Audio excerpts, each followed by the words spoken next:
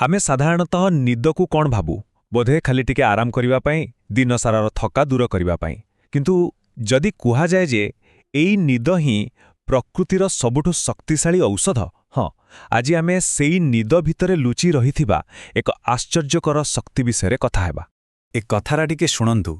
କୁହାଯାଏ ଯେ ଯେତେବେଳେ ଜଣେ ରୋଗୀକୁ ଭଲ ନିଦ ହେବା ଆରମ୍ଭ ହୁଏ, ସେତେବେଳେ ବୁଝିନେବା କଥା ଯେ ତା ରୋଗ ଖୁବ୍ ଶୀଘ୍ର ଭଲ ହେବାକୁ ଯାଉଛି। ଆଉ ଜାଣିଛନ୍ତି, ଏଇଟା କିଛି ଲୋକକଥା ନୁହେଁ। ଏହା ହେଉଛି ଶରୀରର ନିଜ ଭାଷାରେ ଦେଉଥିବା ଏକ ସଙ୍କେତ ଯେ ସେ ନିଜକୁ ଠିକ୍ କରିବା ଆରମ୍ଭ କରିଦେଇଛି। ଆଜି ଆମର ପୂରା ଆଲୋଚନା ଏଇ ଗୋଟିଏ କଥା ଉପରେ ହିଁ ଆଧାରିତ।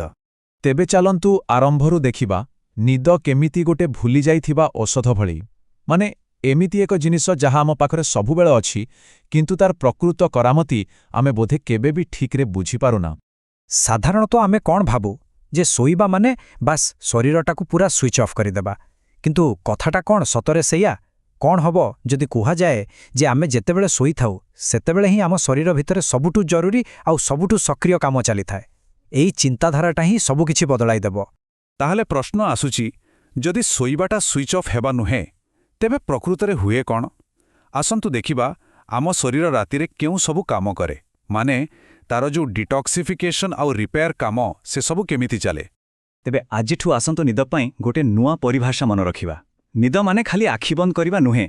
ଏଇଟା ହେଉଛି ଏକ ବହୁତ ସକ୍ରିୟ ବାୟୋଲୋଜିକାଲ ପ୍ରୋସେସ୍, ଆଉ ଏଥିରେ ତିନିଟା ମୁଖ୍ୟ କାମ ହୁଏ: କ୍ଲିନିଂ, ରିପେୟାର ଆଉ ରିଜୁଭେନେସନ୍। ମାନେ ସଫାଇ, ମରାମତି ଏବଂ ପୁନର୍ଜୀବନ।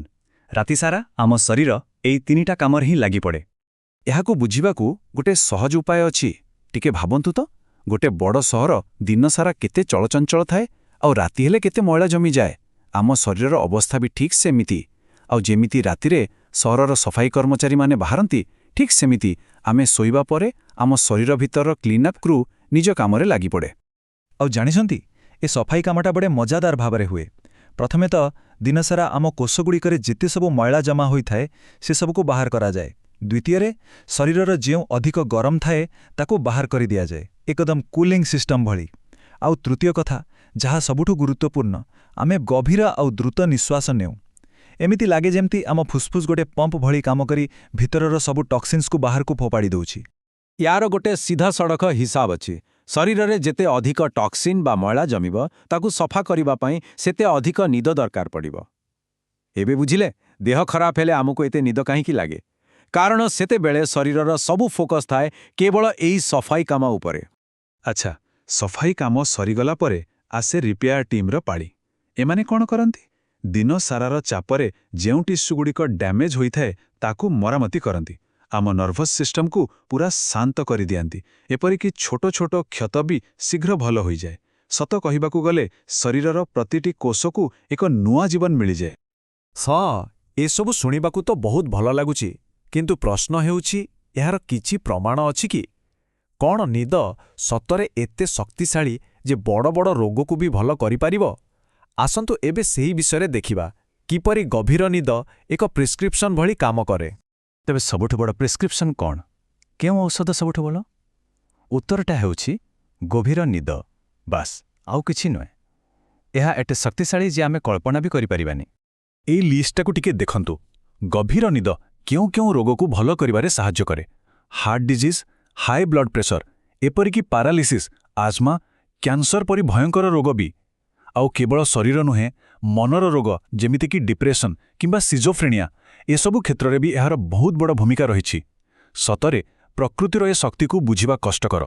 ଏସବୁ ଦେଖିବା ପରେ ମନରେ ଗୋଟା ବଡ଼ ପ୍ରଶ୍ନ ଆସୁଛି। ଯେତେବେଳେ ଦେହ ଖରାପ ହୁଏ, ସେତେବେଳେ ଅଧିକ ଜରୁରୀ କ'ଣ? ଭଲ ଖାଦ୍ୟ ନା ଭଲ ନିଦ? ଏହାର ଉତ୍ତର ବୋଧହୁଏ ଟିକେ ଆଶ୍ଚର୍ଯ୍ୟଜନକ। ଏହାର ଉତ୍ତର ପାଇଁ ଆମକୁ ବେଶୀ ଦୂର ଯିବାକୁ ପଡ଼ିବନି। ପ୍ରକୃତି ଭିତରେ ହିଁ ଏହାର ସଙ୍କେତ ଅଛି। କେବେ ଲକ୍ଷ୍ୟ କରିଛନ୍ତି, ଯେଉଁ ଜୀବଜନ୍ତୁମାନେ ବହୁତ ଅଧିକ ସମୟ ଶୁଅନ୍ତି, ଯେମିତିକି ସାପ, ଅଜଗର, ବେଙ୍ଗ, କଇଁଛ, ସେମାନଙ୍କର ଆୟୁଷ ବି ସାଧାରଣତଃ ବହୁତ ଅଧିକ ହୋଇଥାଏ। ଏଥିରୁ କ'ଣ ଜଣାପଡ଼ିଛି? ନିଦ ଆଉ ଲମ୍ବା ଜୀବନ ଭିତରେ ନିଶ୍ଚୟ କିଛି ଗୋଟେ ଗଭୀର ସମ୍ପର୍କ ଅଛି। ତେବେ ଏହି ସବୁ କଥାରୁ ଆମେ ଗୋଟେ ବହୁତ ଗୁରୁତ୍ୱପୂର୍ଣ୍ଣ ସିଦ୍ଧାନ୍ତରେ ପହଞ୍ଚିପାରିବା। ଯେତେବେଳେ ଶରୀର ଅସୁସ୍ଥ ହୁଏ, ଆମର ପ୍ରାଥମିକତା କ'ଣ ହେବା ଉଚିତ? ଏଇ ତୁଳନାଟିକୁ ଦେଖିଲେ ସବୁକିଛି ପାଣି ଭଳି ସ୍ପଷ୍ଟ ହୋଇଯିବ। ଜଣେ ଅସୁସ୍ଥ ଲୋକ ପାଇଁ ଖାଦ୍ୟ ଏତେ ବି ଜରୁରୀ ନୁହେଁ। କାରଣ ଶରୀରର ପୂରା ଧ୍ୟାନ ଥାଏ ନିଜକୁ ମରାମତି କରିବାରେ। କିନ୍ତୁ ନିଦ କେବଳ ଗୋଟେ ଆବଶ୍ୟକତା ନୁହେଁ, ନିଦ ହିଁ ଅସଲି ଔଷଧ। ତେବେ ଶେଷରେ ପ୍ରଶ୍ନଟା ସେଇଠି ରହିଲା, ଆମେମାନେ ଆମ ନିଦକୁ କେଉଁ ଦୃଷ୍ଟିରେ ଦେଖୁଛୁ? ଦିନସାରାର ଥକାପଣ ଦୂର କରିବାର ଗୋଟେ ସାଧାରଣ ପ୍ରକ୍ରିୟା ଭାବରେ, ନା ଶରୀରକୁ ଭଲ କରିବାର ସବୁଠୁ ଶକ୍ତିଶାଳୀ ଔଷଧ ଭାବରେ? ଏହି ପ୍ରଶ୍ନ ସହିତ ଆଜି ପାଇଁ ଏତିକି।